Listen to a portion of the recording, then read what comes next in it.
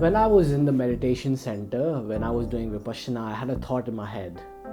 So, what did I do when I came back? I've been holding on to a lot of things for a long time. I just gotta let it go, let it dissolve fully. This is gonna sound insane, but I actually burned all my journals from the past. Everything that I've been accumulating, the journals had served their purpose and they had to go into the fire. Welcome to AG Such. It's been a while. It's been a minute actually since I have uploaded a long form content. I've been uploading shorts, but I haven't uploaded any long form in a while. So here it is. So what's going on with me? Well, there's always something going on with me. I'm always doing things, I'm always learning, I'm always adapting, I'm always discovering. And that's what we all should be doing. And if you're not doing that, please take a quick look what's going on and you should get into it. Anyway, circling back to what I have been doing. Recently I went to a Vipassana retreat and I always wanted to do this Vipassana. It's also called Vipassana or Vipassana, whatever one wants to call it, taught by Goenka, GN Goenka. And I've always wanted to do this Vipassana for a really long time. Like the first time that I heard about Vipassana was by a friend, and this was like 7 years ago, and I never would have thought that seed of Vipassana, of curiosity, would take 7.5 years to come and bear fruit. It's just incredible how small things like that can connect into a much bigger picture than what we imagine. I'm really grateful for the experience of Vipassana that I've had for 10 days. Sometimes I laugh about it because it's not for, weak-hearted people. It's not for the weak hearts. It's for strong-hearted people. It's for the strong hearts. The reason why I say it is because it gets really tough. It gets immensely tough not having to use your phone, not having to use any communication with anyone except for the teacher if you have any questions, but not unnecessarily, for 10 or rather 11 days, because there's day 0 where you start and then you have to finish the 10-day course, and then on the 12th day you go out into the world. So I'm quite stoked to talk about my experience and the things that I've learned. The things that I've discovered are like hidden gems. It's always there, or rather like gems that we avoid or we forget that are there. They are the gems that are with every person on this planet, but yet we forget about this beautiful wisdom, this beautiful knowledge, this beautiful way of living.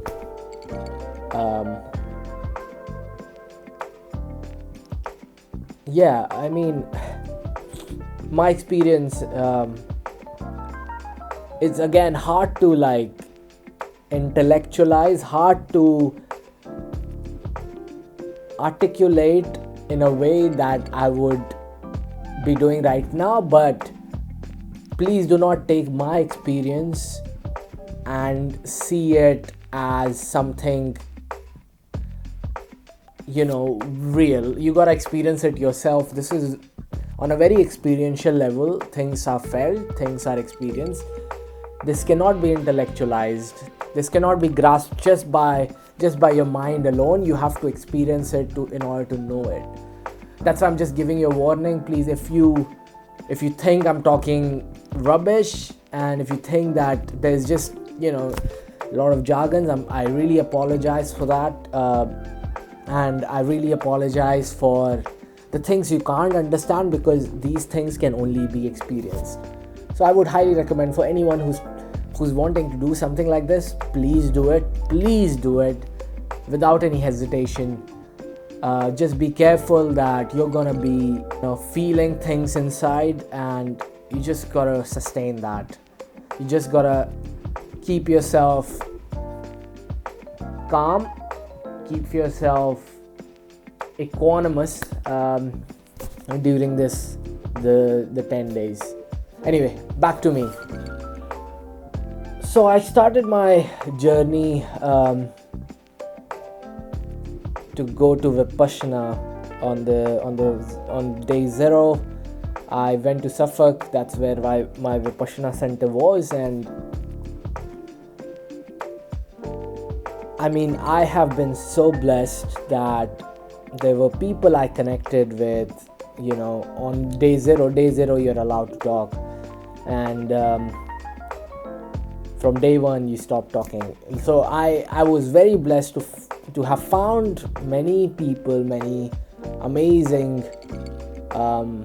people who I could talk to on day 0, because that really helped me to feel or to think, okay, I will have this chance to talk to them again on the 10th day when I finish my course.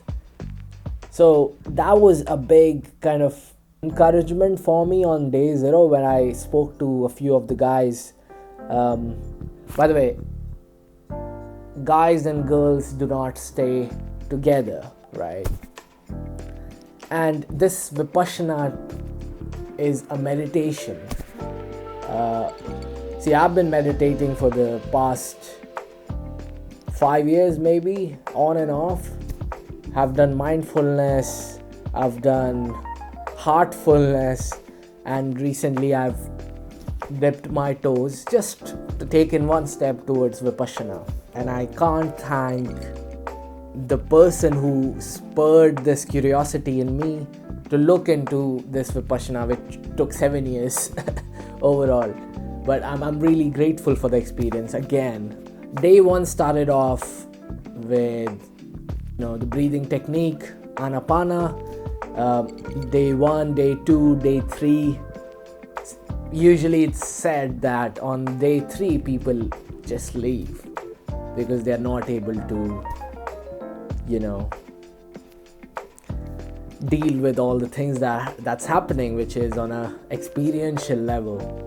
And so on day 3 a few people left. On day 3 I wasn't feeling like I wanted to leave at all.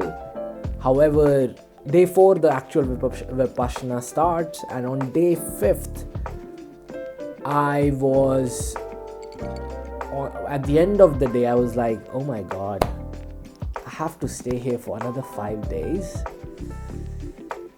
I don't know if I can take it. That thought came into my mind. And on day 6th, I felt this immense longing, this immense frustration to leave and just go.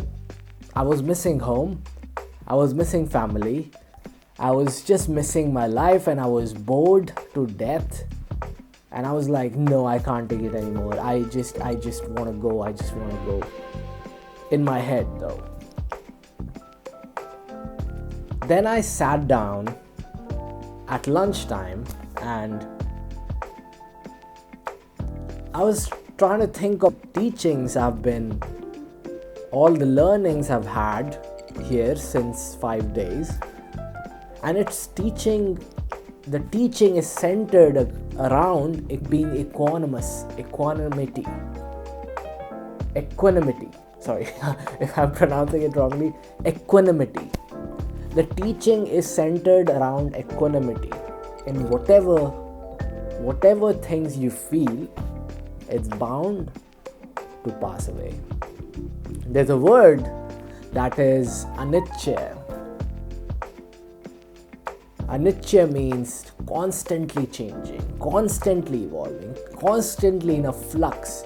Goenka explains it much better than I do, so I apologize if I'm trying to mix things up, but this is what I've learned.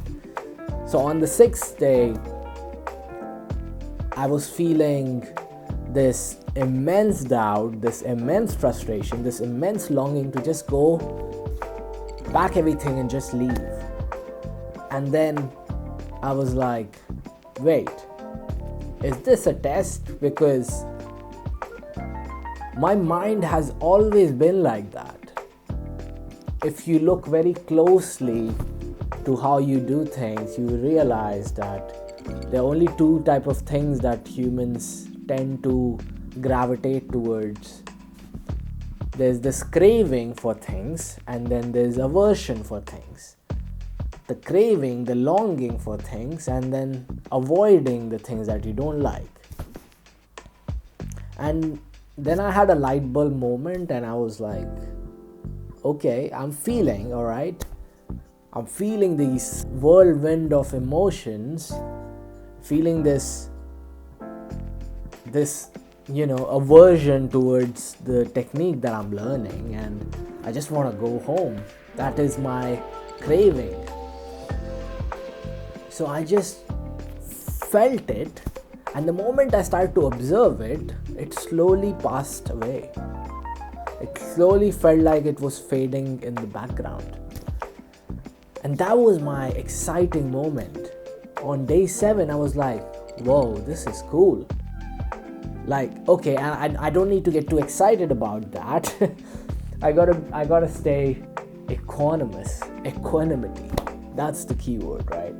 Day 7, I felt this amazing kind of heartwarming feeling that, okay, this is also going to pass. This is also changing. Me staying here is also going to change. So what am I worried about? Why do I have these worries always knocking me down? So let me just give you what the technique is about. So the technique enables a person to get rid of the wrong pattern behaviors in the mind, which is again craving and aversion. We crave certain things and we avoid certain things. This technique taught me how to be balanced even in the things that you don't like and the things that you like. So that way you're training your mind to not like you're going up and down with emotions and with feelings, with things, with everything basically. Because the moment something goes wrong, you lose your mind, you get angry at someone or you get frustrated at someone and so on. And the moment you like something, you want it desperately, and when you don't get it, you build all this tension in your body and in your mind. So the training was basically about being so balanced in your mind and in your body that you don't go back into the same cycle of craving and aversion and create more misery for yourself. Because if you look closely, a lot of people, mostly everyone, we all, including myself, we have these desires, and when they don't get fulfilled, we feel terrible. We feel like we've lost everything. And when we don't like something, we just want to avoid it as much as possible. And if we are not able to avoid it, we feel this immense, terrible feeling inside. If we just observe it objectively, it does pass away. Saying this from experiential level, you gotta observe it too. Don't take my word for it. Experience it yourself to know about this technique. Anyway, back to day 8. Day 8, again I was feeling, I wanted to go home, and I was like, okay, there's only 3 days left to go. And day 9 happened.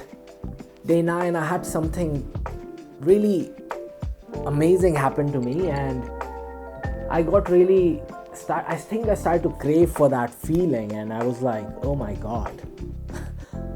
Like, this is the kind of technique that like I've just dipped my toe in it, and this probably takes a long time for anyone to master their mind. And this is like basically mastering your mind.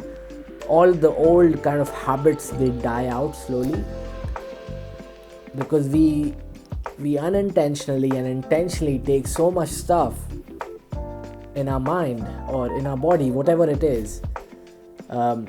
This is not specific to any religion, caste, creed, whatever.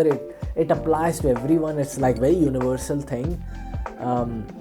That's why I took this course, and it's been really helpful for me so far. So that's why I've been away from YouTube, and now I'm back, and I'm really excited for what's gonna come next. I hope you like this video. And so if you have any questions about my Vipassana journey, and if you want to know more about what happened on the 9th day, or want to know more about what actually happened to me there, because a lot of things happened, I would be really happy to discuss this further. I would be really happy to share more about it. So please drop a comment and let me know what you think. Thank you so much for tuning in. Thank you so much for watching this video. I shall see you next time.